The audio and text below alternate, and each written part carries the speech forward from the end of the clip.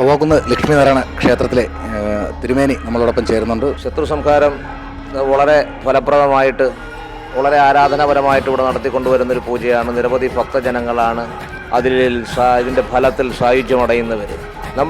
നമുക്കും നമ്മുടെ കുടുംബാംഗങ്ങൾക്കും അല്ലെങ്കിൽ നമ്മുടെ കുടുംബത്തിനും എന്തൊക്കെ ഉയർച്ചയ്ക്ക് എന്തൊക്കെ ഘടകങ്ങളാണോ നെഗറ്റീവായിട്ട് അല്ലെങ്കിൽ ശാപങ്ങളായിട്ട് കിടക്കുന്നത് അതിനെ മൊത്തത്തിലാണ് നമ്മൾ ശത്രു എന്ന് പറയുന്നത്. ഉദാഹരണത്തിന് നമ്മുടെ ഉള്ളിലെ അപകർഷതാബോധം, അസൂയ, അഹങ്കാരം, ഇതൊക്കെ നമ്മുടെ ഉന്നതമായ ചിന്താഗതിക്ക് വിലങ്ങുതടിയായിട്ട് നിൽക്കുന്ന ഘടകങ്ങളാണ്. ഭഗവത് ഭക്തി നമ്മുടെ ഹൃദയത്തിൽ നിറഞ്ഞു കഴിയുമ്പോൾ ഇത്തരം നെഗറ്റീവ് വികാരങ്ങളെല്ലാം ഒഴിവായി, അതുപോലെ തന്നെ ബാഹ്യമായി എന്തൊക്കെ ഘടകങ്ങൾ നമുക്ക് പ്രതികൂലമായിട്ടുണ്ടോ അതിനെയൊക്കെ നിഷ്പ്രമമാക്കിക്കൊണ്ട് നമ്മുടെ കുടുംബത്തിൻ്റെ സർവ്വവിധമായ ഐശ്വര്യത്തിന് വേണ്ടി ഇവിടെ നടത്തപ്പെടുന്ന വളരെ ഭക്തിപുരസ്സരം ഇവിടെ നടത്തപ്പെടുന്ന കർമ്മമാണ് ശത്രു സംഹാര പൂജ. ഇതിൻ്റെ മന്ത്രങ്ങൾ ഇവിടെ വന്നിരുന്ന് ശരീര സാന്നിധ്യം, ഓരോ ഭക്തരുടെയും ശരീര സാന്നിധ്യം കൊണ്ടും മിക്കവർക്കും വരാൻ കഴിഞ്ഞില്ല എങ്കിൽ അവിടെ ഇരുന്ന് തന്നെ അവർ പ്രാർത്ഥിച്ചാൽ പോലും നിരവധി ഭക്തർക്കാണ് അതിൻ്റെ ഫലം കണ്ട് സായുജ്യമടഞ്ഞവർ.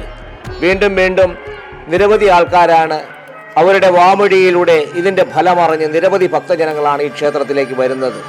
ഭഗവത് കാരുണ്യം നിറഞ്ഞു നിൽക്കുന്ന ഈ ക്ഷേത്ര നടയിൽ പദസ്പർശനം ഏൽക്കുമ്പോൾ തന്നെ അവരുടെ എല്ലാവിധ നെഗറ്റീവ് ഘടകങ്ങൾ ഒഴിവായി മനസ്സിന് പ്രസന്നതയും സമാധാനവും സന്തോഷവും ആ കുടുംബത്തിൽ നിറയുമെന്നുള്ള കാര്യത്തിൽ യാതൊരു സംശയവുമില്ല. ആ കാര്യത്തിൽ നിറഞ്ഞ സന്തോഷമാണ്. ഭഗവത് കാരുണ്യം എല്ലാവർക്കും ഉണ്ടാകട്ടെ എന്ന് പ്രാർത്ഥിക്കുന്നു.